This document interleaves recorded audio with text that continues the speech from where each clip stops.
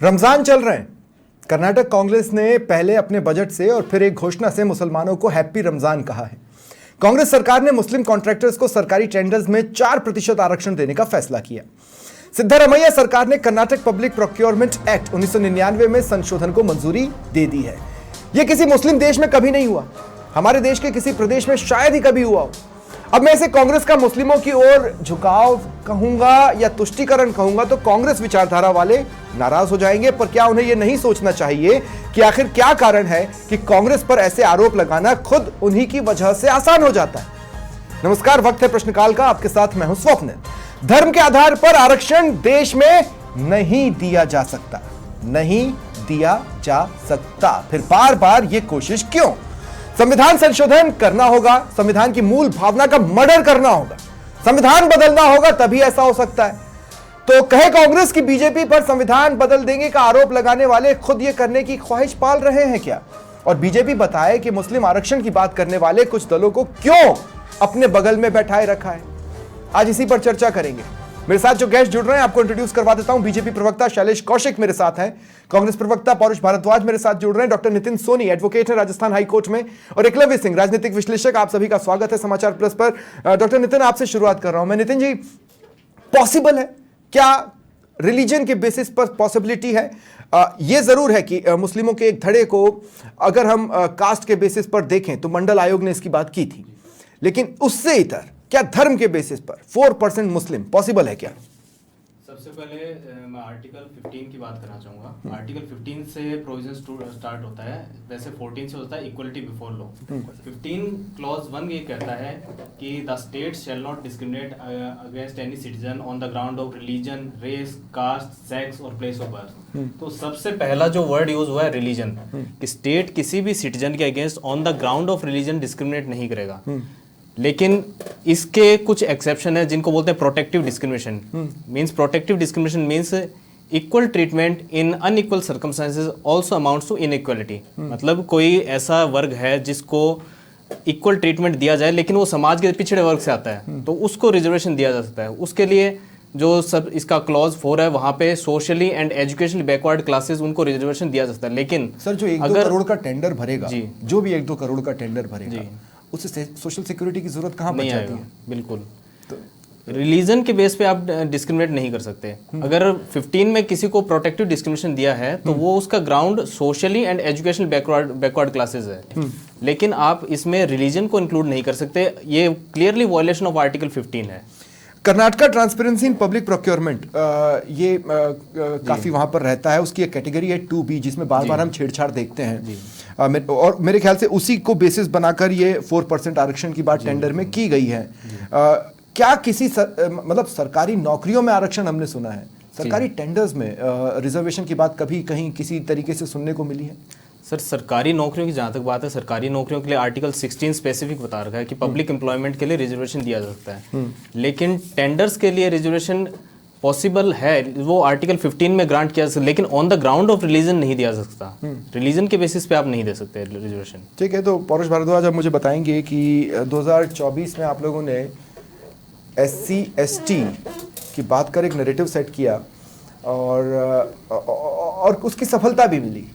अब आप उससे हटकर मुस्लिम आरक्षण पर आ गए, जो किसी न किसी हिंदू कास्ट का ही हक काट कर हुआ होगा। और अगर मैं 2B पे ही जाऊं तो या तो SC ST का कटा होगा या वोकलिंगा का और लिंगायत का कटा होगा, उसी में से तो दिया होगा ना, वही तो आधा आधा बांटा गया था मुस्लिमों से लेकर। देखिए, मैं आपकी बात का जवाब देने से पहले अपनी बात को 2 पार्ट में कहना चाहूंगा। मैं एक तो जो आपने जो मुझसे सवाल पूछा मैं उस बारे में कहना चाहूंगा, दूसरी बात में इस बारे में कहना चाहूंगा कि भारतीय जनता पार्टी की प्रतिक्रिया और भारतीय जनता पार्टी के जो किए गए जो फैसले सबसे पहले इससे संबंधित रहे, मैं उनके ऊपर प्रकाश डालना चाहूंगा। पहली बात मैं कहना चाहूंगा कि देखिए, संविधान का हमने जिक्र किया, तो संविधान हमें कहता है कि हम किसी भी धर्म, जाति, आधार और के आधार पर जो है हम कभी भी किसी में भेदभाव नहीं करेंगे। परंतु फिर भी हमारे संविधान में खासकर ये भी चीज रही कि, और खाली भारत के संविधान में नहीं, अन्य देशों में भी हम देखेंगे तो कि कोई भी जो वहाँ के देश का अल्पसंख्यक होता है या फिर वहाँ के देश का कोई पिछड़ी जाति का होता है तो उसको वहाँ के कॉन्स्टिट्यूशन कुछ ना कुछ स्पेशल राइट जरूर देता है। भारत में भी एक मुझे मेरी बात, हाँ अल्पसंख्यक सिर्फ मुस्लिम्स नहीं, जी अल्पसंख्यक, सॉरी आपने 4% अल्पसंख्यकों के लिए किया। मैं अपनी बात को कंप्लीट कर लूंगा। मैं तो इस बात को कहना चाहूंगा कि इसी संविधान की इस धारणा के साथ समायोजन करते हुए संविधान जब हमारे देश में लागू हुआ उससे पहले हमने साथ ही साथ, हाँ मैं एक बात और कहना चाहूंगा कि संविधान ने हमारी सरकार से चूंकि अपेक्षा करी कि सरकारें जो है वो सबका जीवन स्तर एक समान लाने का प्रयास करेगी, उसी भावना के तहत जो है शुरू में आरक्षण लागू हुआ। क्योंकि हम जो है जब हम किसी की पहचान करते हैं, आरक्षण पर बात हो रही थी पौरुष भाई, उसी वक्त ये क्लियर कर दिया गया था कि ये रिलीजन के बेसिस पर नहीं होना चाहिए, नहीं तो देश रिलीजन के बेसिस की ओर बढ़ेगा। स्वप्निल में आपकी बात का निश्चित तौर पर जवाब आएगा। आपके मन में जो संभावित सवाल होंगे उनका भी मेरी बात में मुझे लगता है कि जवाब आएगा, फिर भी आप मुझसे पूछेगा बाद में। मैं आपसे इस बात को कहूंगा कि चूंकि हमें आरक्षण किस आधार पर देना है, तो उसके लिए हमें कोई ना कोई कैटेगरी बनानी पड़ती है। चूंकि जो लोग जंगलों में रहते थे उनको हमने एक आदिवासी शब्द दिया और उनके लिए हमने एक एसटी कैटेगरी का निर्माण किया। कुछ जातियां ऐसी थी कि जो समाज में कथित तौर पे जो है अछूत मानी जाती थी, कि जिनके हम लोग छूना, हमारे समाज जो है पुराना समाज जो है वो छूना पसंद नहीं करता था, उनके हाथ का पानी पैसा पसंद नहीं करता था, उनको हमने जो है वो अनुसूचित जाति के नाम से कैटेगराइज किया हमने उनको। बाद में किसान कौमें जब मंडल आयोग बना और मंडल आयोग ने इस बात को कहा कि भाई जो कुछ कौमें ऐसी है कि जो किसान कौमें हैं जो कि आधुनिक भारत के साथ तालमेल अपना नहीं बना पा रही है, उसको हमने पिछड़ा मानते हुए ओबीसी के अंदर उनको कैटेगराइज किया। अब मैं आपसे इस बात को कहना चाहता हूं कि चूंकि अल्पसंख्यक वर्ग जो है उसको एक अपने आप में संविधान ने भी एक अपने आप में भाई आप अल्पसंख्यक क्यों कह रहे हैं? जब आप सीधे मुसलमानों के लिए घोषणा कर रहे हैं तो अल्पसंख्यक क्यों कह रहे हैं? मैं इसी बात को कह रहा हूं कि एक ऐसा वर्ग जो इस समय एक राजनीतिक नैरेटिव का शिकार है, जो वर्ग एक जो हमारा अल्पसंख्यक वर्ग का एक बड़ा हिस्सा है, उसको यदि समाज की मुख्य धारा में लाने के लिए जैसे हमने पहले एसटी और जो अल्पसंख्यकों का छोटा हिस्सा है उनको क्यों नहीं? उस नाते अगर हम उनको अल्पसंख्यकों के छोटे हिस्से को क्यों नहीं? इस प्रयास में कहां दिक्कत आई? पौरुष भाई अल्पसंख्यकों के छोटे हिस्से को क्यों नहीं?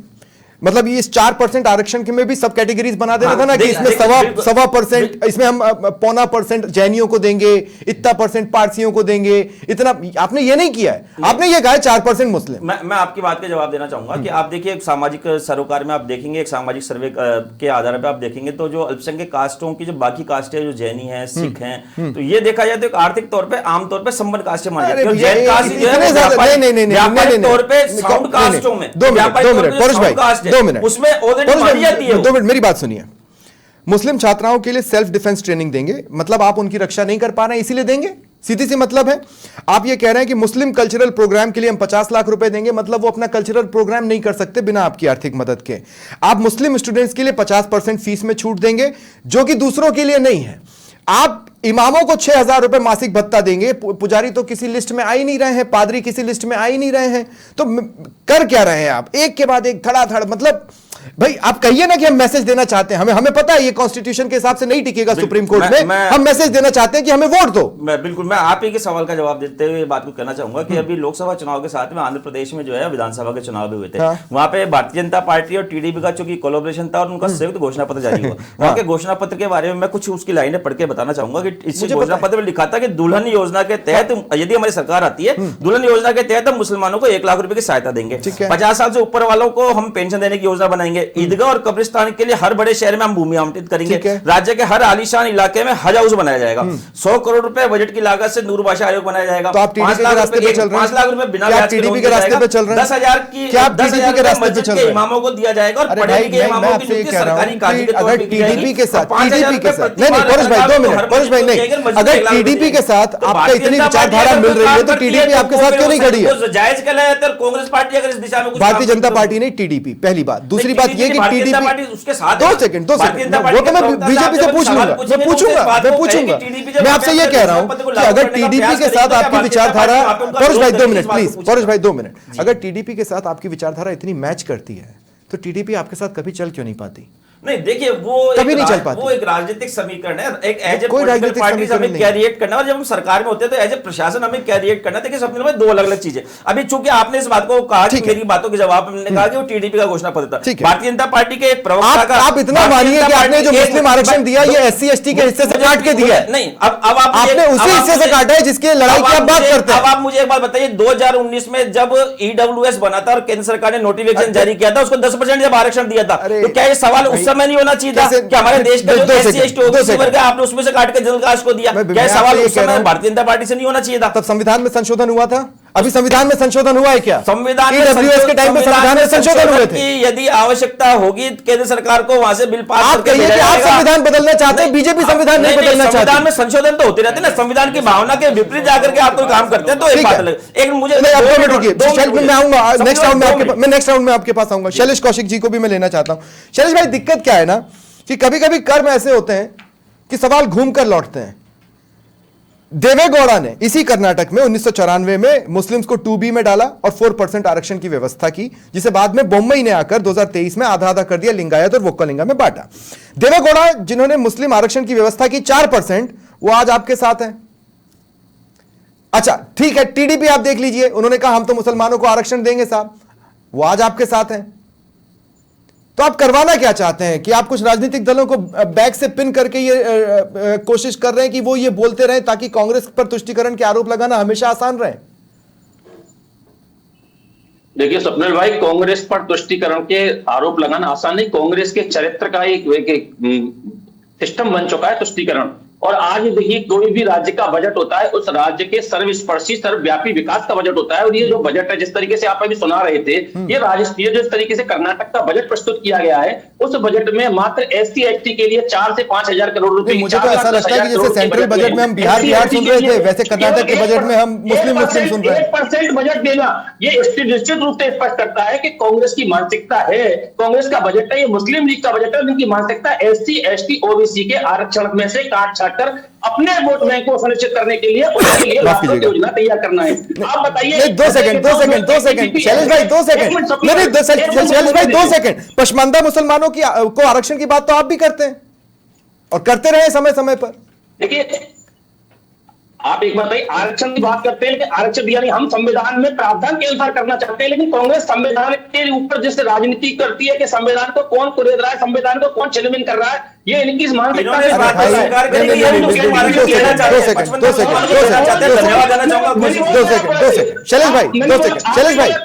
शैलेश भाई 2 सेकंड।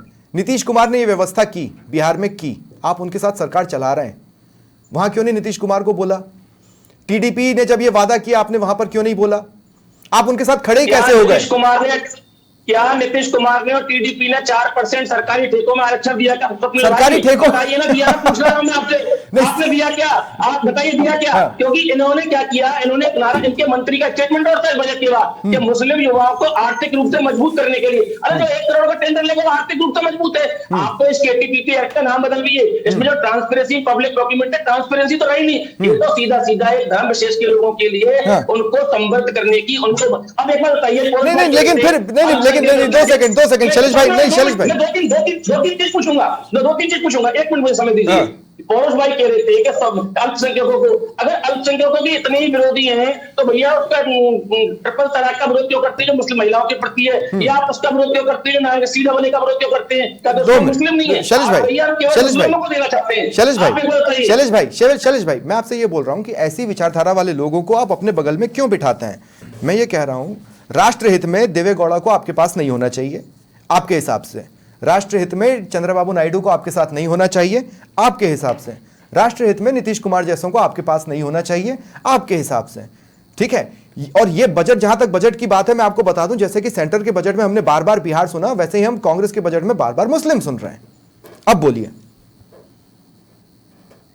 देखिए सेंट्रल के बजट में आप जिस बिहार की बात कर रहे हो, हर प्रदेश का उल्लेख होता है। बजट को आप राजस्थान का उल्लेख कब मिला? 2 बार। किस राज्य का उल्लेख? किसके? नहीं सुनिए, दूसरी बात, जहां तक आप बात कर रहे हैं कि जिन, आप एक बात बताइए कि हम भी केंद्र में जब बजट प्रस्तुत करते हैं, ऐसी बात नहीं होता, क्योंकि हिंदुस्तान के जो नागरिक है, हर हिंदुस्तान के विकास के प्रति केंद्र की सरकार वो समर्पित है, और उसके लिए हम तमाम तरह की घोषणा चाहे मुस्लिम भाइयों के लिए करते हैं और चाहे अल्पसंख्यकों करते हैं। हम अल्पसंख्यकों को समावेशी लेकर काम करते हैं केवल एक धर्म विशेष के लिए, और जहां हजारों लोगों की आवश्यकता उनके लिए काम करते हैं, लेकिन केवल टारगेट बनाकर केवल मुस्लिमों के लिए घोषणाएं करना, ये किसी भी एक धर्मनिरपेक्ष राष्ट्र की परिभाषा में नहीं आता। ठीक है, एकलव्य कर्नाटक के थ्रू देश को मैसेज देने की कोशिश है, जहां पर मुस्लिम पॉपुलेशन लगभग 13% के आसपास बैठती है।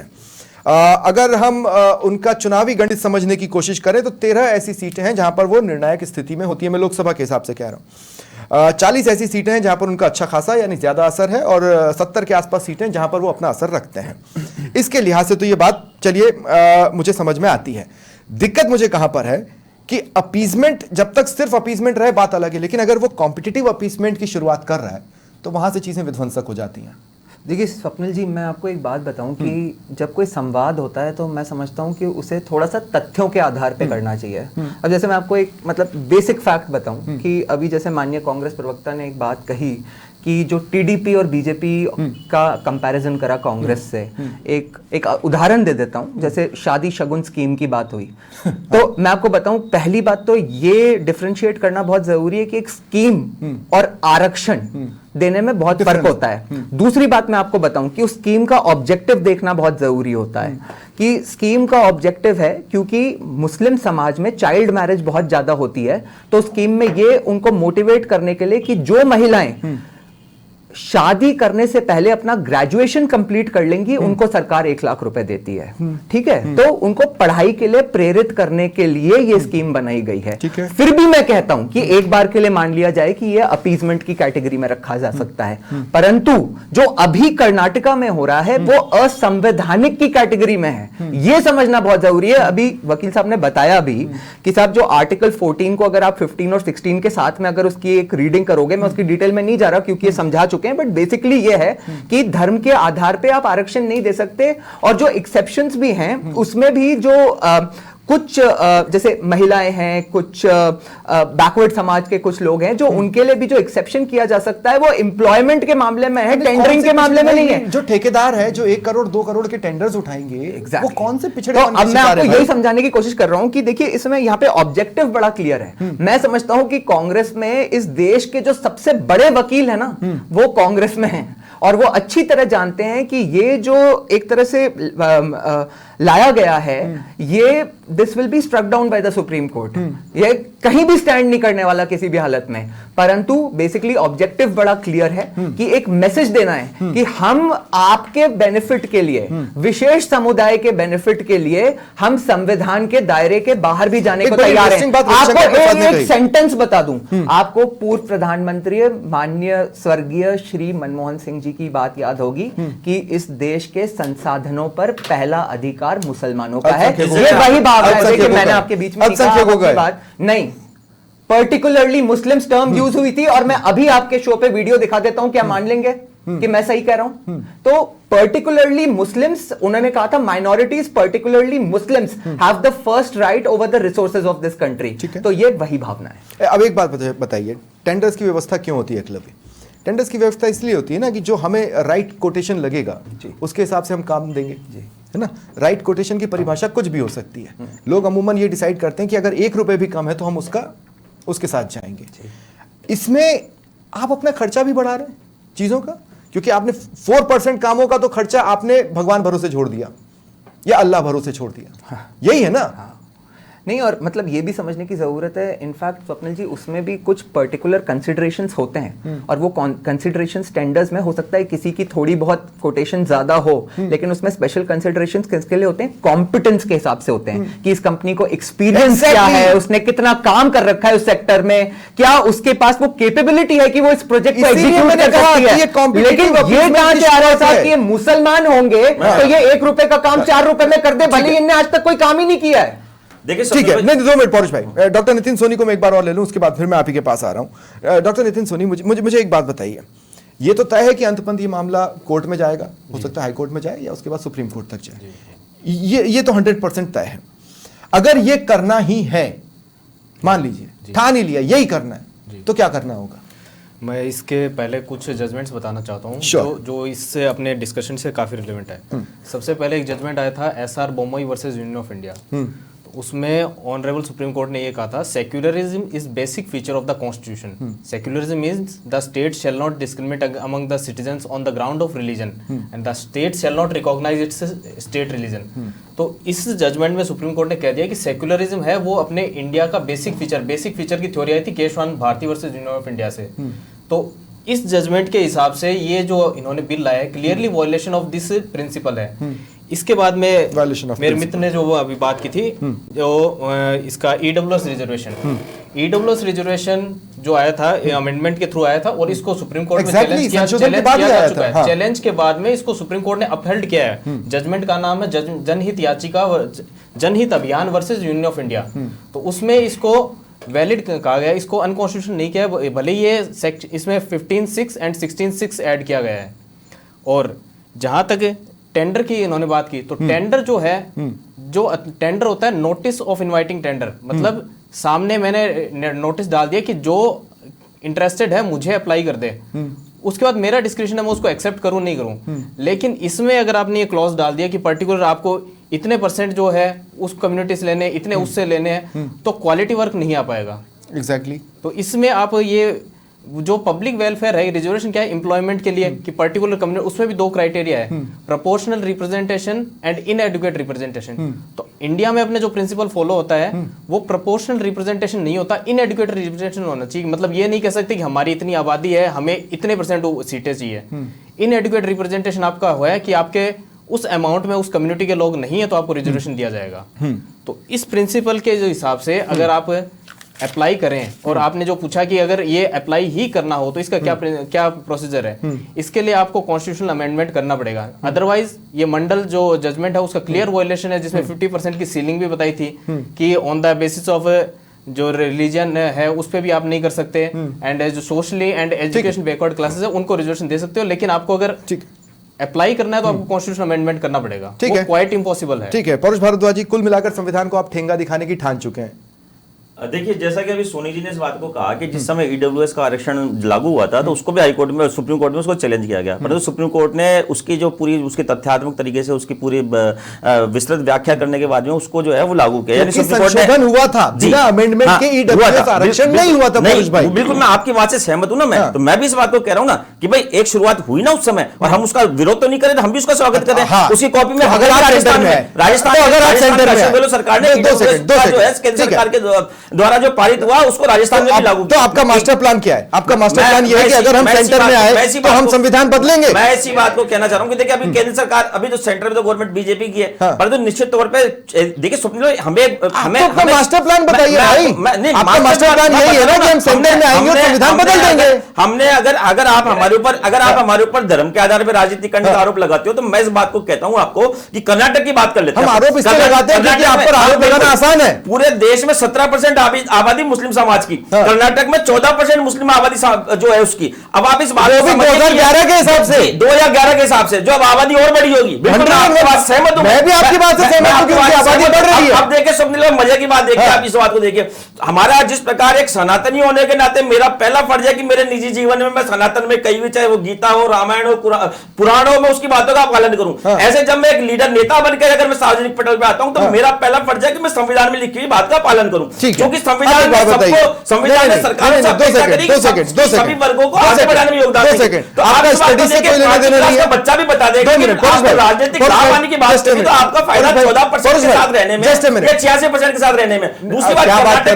कर्नाटक चुनाव में देखिए आप हमारे सोशल डिवाइड की बात कर रहे हैं, पहले से लिखा हुआ था वहां की सोशल डिवाइड की बात कर रहे हैं। हमारे घोषणा पत्र में मोहर लगाई तभी हम वहां पे सरकार में आए ना। चलेगा परुष भाई 2 मिनट। एक तो आप सोशल डिवाइड की बात कर रहे हैं, ये 86% 14% की बात करके, ये इस पर मुझे आपत्ति है।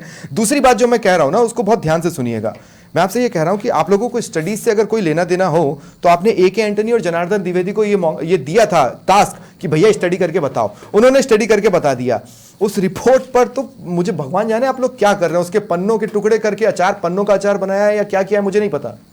मैं आपकी बात का जवाब देने से पहले उस बात का जवाब देना चाहूंगा कि आपने मुझे कहा कि 14% और 86% पे आपको आपत्ति है। मैं 14% की बात, मैंने आप सोशल डिवाइड की बात, बिल्कुल सोशल डिवाइड पे आपको आपत्ति है। मैंने जो 14% की बात की वो बात मैंने इसलिए की कि अभी हमारे भाजपा के प्रवक्ता शैलेश भाई जो है वो यहाँ पर इस बात को कह रहे थे कि साहब कांग्रेस ने वहां पर जो है 14% आबादी थी और उसको कांग्रेस ने इतना रुपए दे दिया। तो उस पर भी एक तथ्य पे कहना चाहूंगा,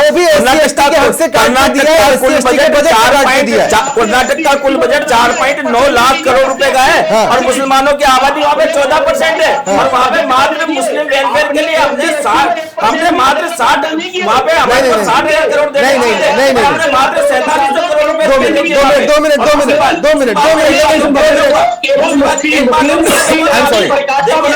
परोश भाई रुकिए, शैलेश कौशिक जी 2 सेकंड, शैलेश कौशिक जी 2 सेकंड। मैं एक बात बस यहां पर बता दूं कि देखिए, जिस तरह से योजनाओं और हर कैटेगरी के लिए बजट इशू होता है, उन्हीं में से ये हिस्सा काट के सेपरेट बजट की व्यवस्था की गई है। उसके बिना ये पॉसिबिलिटी है नहीं। सोनी जी एक छोटा सा पॉइंट जोड़ रहे हैं, उसके बाद शैलेश कौशिक जी मैं आपके पास आ रहा हूं। क्या जोड़ रहे हैं सोनी जी, आप क्या कहना चाह रहे थे? मेरा एक क्वेश्चन है कि आप लॉ पे बात कर रहे हैं, एक साइड आप लॉ देख रहे हैं, एक साइड कॉन्स्टिट्यूशन देख रहे हैं। तो सर इन्होंने जो कहा कि कॉन्स्टिट्यूशन में अमेंडमेंट कर देंगे, तो ये बेसिक चीज पता होना चाहिए कि कॉन्स्टिट्यूशन सुप्रीम है, उसके सबऑर्डिनेट सारे लॉज है। एग्जैक्टली। तो आपको अमेंडमेंट करना शुरुआत आपको कॉन्स्टिट्यूशन से करनी पड़ेगी। ऐसे नहीं कि हमने नीचे लॉ ले आए उसके बाद हम कॉन्स्टिट्यूशन अमेंडमेंट कर देंगे। एग्जैक्टली। रेट्रोस्पेक्टिव कुछ भी अप्लाई नहीं हो सकता। परोश भाई देखिए, तो आप ये क्यों नहीं कहते कि अगर हम सेंटर में आए तो हम संविधान बदल देंगे? नहीं, छोटा सा सवाल। देखिए, संविधान बदलने का तो सवाल इसलिए नहीं है कि मैं वापस उसी बात पे जाऊं। बिना उसके पॉसिबल नहीं है। संविधान संशोधन तो होते आए हैं, संशोधन नहीं, यहाँ पर आपको बदलने की बात भारतीय जनता पार्टी के नेताओं ने रिलीजन को आरक्षण देने, मोदी सरकार से रिलीजन को आरक्षण देने के लिए मंजूरी हो गई। ठीक है, हमारी विचारधारा के लिए बोझल है, टीडीपी और जनता दल यूनाइटेड है, आपकी विचारधारा के नहीं है, टीडीपी आपका अपोज करने के लिए बना था। ठीक है शैलेश कौशिक जी, ठीक है 2 मिनट रुक जाइए। आपने वहां पे जो घोषणा पत्र में रुकिए ना परोश भाई, 2 मिनट रुकिए।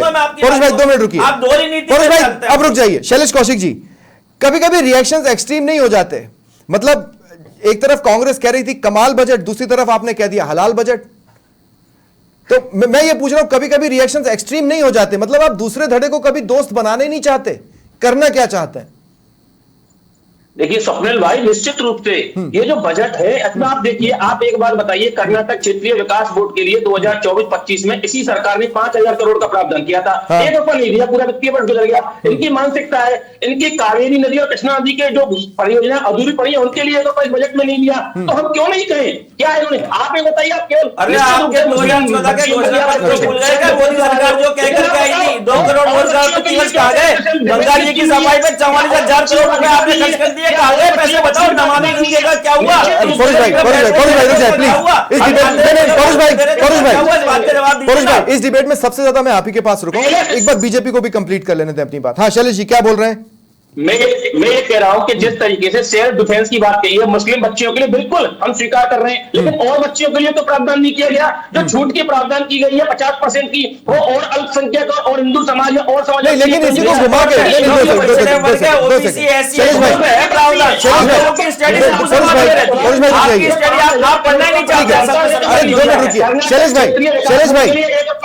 शैलेश भाई इसी बात को मैं घुमा के कहता हूं, मैं आपसे कहता हूं, आप जब किसी भी चीज को समावेशी बनाने की कोशिश करते हैं तो आप इस बात को भी तो भूल रहे होते हैं कि किसी को एक्स्ट्रा एफर्ट्स की जरूरत होगी।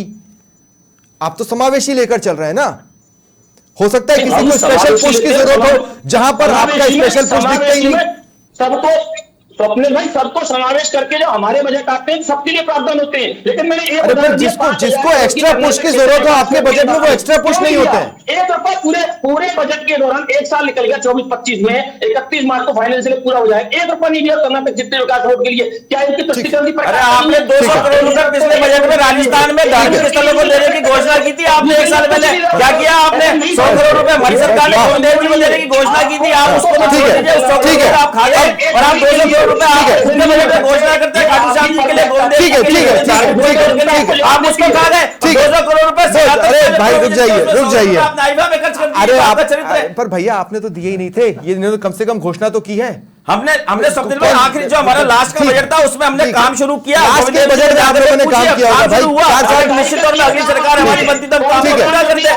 अंतिम सवाल, आप काम नहीं करते? अरे आप मुझे बताओ 200 करोड़ रुपए भाई 2 मिनट रुक जाओ परोश भाई रुक जाइए। आईबा में 100 करोड़ परोश भाई रुक जाओ अरे भैया आप लोगों को माधुरी दीक्षित के दोयम दर्जे का बताना है, कैसी बात कर रहे हैं आप लोग? रुकिए रुक जाइए अब आप 2 मिनट। एकलव्य बहुत सीधा सा सवाल रहेगा मेरा, मुझे बहुत अच्छे से याद है, आपको याद होगा 2024 के चुनावों के आसपास की बात है, जब पीएफआई पर एक्शन लेने की बात सेंटर की तरफ से आई थी तो तड़ से कर्नाटक में एक वादा आता है कि हम बजरंग दल को बैन कर देंगे जी। सारी चीजें ऐसी घटनाओं के आसपास आती हैं। अभी होली रमजान वाला मैटर चल रहा था और उसी के बीच में ये सारी घोषणाएं हुई हैं। क्या ये सिर्फ और सिर्फ मैसेज देने की कोशिश है? क्योंकि कांग्रेस ये जानती है ये कोर्ट में नहीं टिकेगा। आपके सवाल लेकिन में मैसेज तो एक क्लियर ऐड है, करूंगा, स्वप्निल, आपके मैसेज सवाल तो में क्लियर है। हमारे घोषणा पत्र में बजरंग दल को बैन करने के साथ साथ पीएफआई को भी बैन करने की बात थी। मैं ये बात कहता हूं। चलिए, बहुत बढ़िया। और इनके हाँ। इनकी जो अभी मतलब जो सरकार गई राजस्थान में, बैन होने के बाद पीएफआई की रैली करवाई गई थी यहाँ पे अशोक गहलोत जी के द्वारा, तो उस बात को तो अपन रहने दें, परंतु वो अब मैं PFI आपको- अलग थी। आप देखिए, अरे विक्रम सर, जी, आप ठीक गूगल में है, सर्च ठीक है, करिए, वो ठीक है, PFI अलग थी। ठीक है, सर, 2 सर, मिनट, सर, हाँ। सर। मेरा स्वप्निल जी आपसे निवेदन था कि आप मुझे आपके दर्शकों के लाभ के लिए 20 सेकंड की ये क्लिप सुनाने दें, चलें। जिसमें मनमोहन सिंह जी को लेके जो मैंने बात बताई थी वो एकदम स्पष्ट हो जाए। सुन लेते हैं। To devise innovative plans to ensure that minorities, particularly the Muslim minority, are empowered to share equitably in the fruits of development. Minorities? They must have the first claim on our resources. ठीक है स्वप्निल जी, 2 second. कि नहीं, नहीं, 2 second, 2 minorities, second. particularly Particularly Muslims, Muslim. they must have the first right over They our for resources. minority. ठीक है? They for minority, we can't say कि उन्होंने semicolon कहां लगाया, नहीं। कॉमा कहां लगाया, अरे ये हमारा स्वप्निल जी, इंटरप्रिटेशन come है। on, मतलब ये minorities के बाद आपने particularly आपने Muslims की क्या बात है? ताजा सुनाया है। नहीं, एक मिनट, minorities particularly Muslims को कहीं भी लगा लीजिए कॉमा फुल स्टॉप, क्या मतलब है इसका? अरे देखिए स्वप्निल जी, जो यहाँ पे भावना व्यक्त करी गई, ठीक है। नहीं। वही भावना, वही मैसेज पूरे देश के मीडिया ने फैक्ट चेक में एकलव्य जी की बात को गलत लगाने बताया आता है। हो चाहे नहीं लगाने ठीक आता है। हो, तुम समझ लो कि हम तुम्हारे लिए लेकिन फिर सवाल- संविधान के दायरे के बाहर जाके भी तुम्हें बेनिफिट्स प्रोवाइड करेंगे। फिर सवाल है, बस फिर सवाल वोट हमें है, देना। फिर सवाल है, मुस्लिम्स भी जानते हैं कि ये पॉसिबल नहीं है, ये कोर्ट में जाकर डिमोलिश हो जाना है, आर्ग्यूमेंट चलेगा ही नहीं, और कांग्रेस ये बात और ज्यादा अच्छे तरीके से जानती है, फिर भी ये कदम उठाने का फायदा क्या है?